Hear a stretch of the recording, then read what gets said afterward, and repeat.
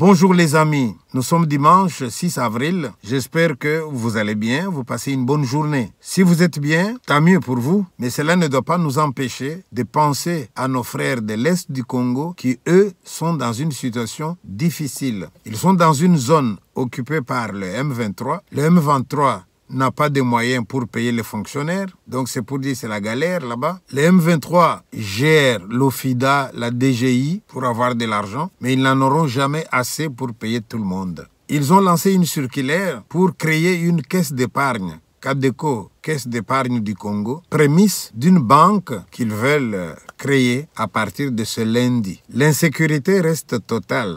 Invoquer nos frères de l'Est du Congo, c'est notre manière de les réconforter. Ils doivent se dire que nous nous préoccupons aussi de leur sort. Et quand nous demandons, mais où est-ce qu'ils sont ces gens-là? Est-ce qu'ils sont maintenant stationnaires? On nous dit, nous avons entendu dire qu'ils étaient en mouvement du côté de Walikale et qu'ils s'étaient même retirés. En se retirant, ils avaient pillé et ils ramenaient avec eux plus de 500 vaches. Mais la nuit de samedi et ce dimanche, on les a vus bouger de nouveau, comme s'ils se dirigeaient vers Massissi.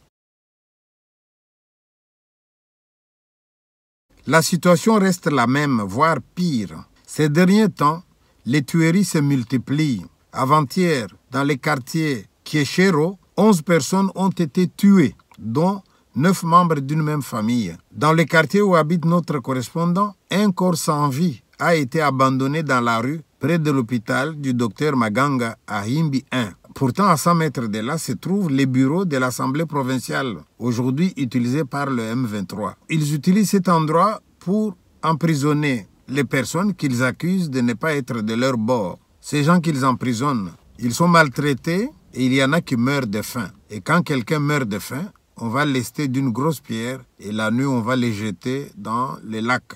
Ceux qui ont de la chance et de la famille peuvent être libérés moyennant une caution qui peut varier de 50 à 5 000 $. Voilà ce que vivent nos amis de l'Est du Congo comme situation. Est-ce que le M23 se retire? Ah non, ils disent, nous avons pris les 2 villes par la force, nous n'irons nulle part. Si le gouvernement veut nous faire partir, eh bien, que le gouvernement nous fasse partir aussi par la force. Aujourd'hui, les habitants du quartier Mugunga disent avoir vu plusieurs colonnes d'éléments du M23 se dirigeant vers Saké depuis la nuit de samedi jusqu'à ce dimanche matin. Apparemment, ils se dirigent vers Walikale. Pourtant, on disait qu'ils avaient quitté Walikale avec plus de 500 vaches. Ils seraient à Kibwa, 81 km de Walikale centre. Et ils se dirigeraient vers Massissi. Le nombre de morts à Mugunga a augmenté. On en est à 15, parmi lesquels 11 membres d'une même famille. Ce soir, nous apprenons qu'à Mugunga, il y a eu 26 morts. La population du Kivu en a marre. Trop c'est trop, disent-ils. Et on pose la question, tout ça parce que certaines personnes veulent se partager le pouvoir. Et la population du Kivu vous demande, quand vous allez vous partager le pouvoir, vous avez quand même besoin des gens sur qui régner. Pourquoi vous tuez les gens? Ils disent, vous nous tuez, vous allez régner sur qui? La question est posée. J'ose espérer que les images vous touchent. Nous ne savons pas vous les montrer parce qu'ils vont scandaliser. Sur la chaîne YouTube, on ne permet pas de montrer des images atroces. Mais nous les avons et vous les verrez peut-être sur d'autres réseaux. Des gens alignés comme ça, des cadavres alignés. 15 et ailleurs 26. Ça devrait quand même toucher vos cœurs. Tous ces gens qui meurent. Tout ça parce que les gens se disputent le pouvoir. Les gens se disputent les carrés miniers. Les gens se disputent l'argent. Mais l'argent, c'est bien. Mais il faut avoir aussi la paix du cœur. Je ne vais pas terminer cette vidéo sans dire un mot sur d'autres images que j'ai vues de Kinshasa, où un policier a été frappé à mort par d'autres policiers. Est-ce qu'on pourrait demander aux gens de pouvoir respecter un peu la vie? Lorsque quelqu'un a commis une faute, il y a quand même une législation dans notre pays. Et chaque législation prévoit la punition correspondant à la faute commise.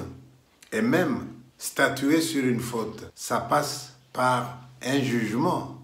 Mais non, quelqu'un a fait quelque chose, on crie, les gens le poursuivent, eh bien, exécution immédiate.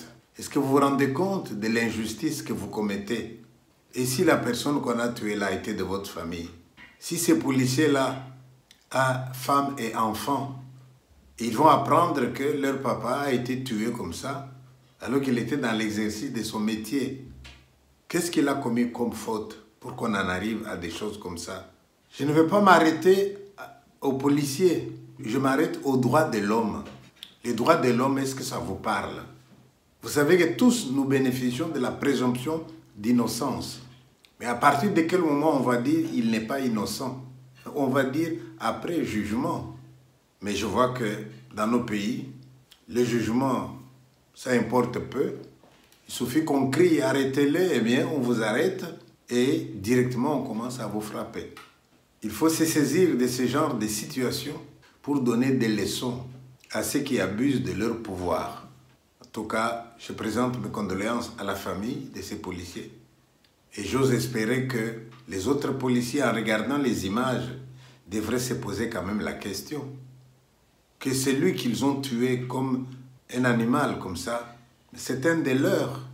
Est-ce qu'il a vraiment mérité ça? Nous bâtirons un pays plus beau qu'avant. Nous sommes en train de le bâtir, n'est-ce pas? Au revoir. À peine mourrait-on pour un juste. Quelqu'un peut-être mourrait-il pour un homme de bien. Mais Jéhovah Dieu, tu as prouvé ton amour et ta grâce envers moi. On sait que lorsque j'étais encore pécheur, Christ est mort pour moi, autant marqué. Ennemi que j'étais, tu as fait de moi ton ami. Tu partages avec moi les moments les plus profonds de tes intimités.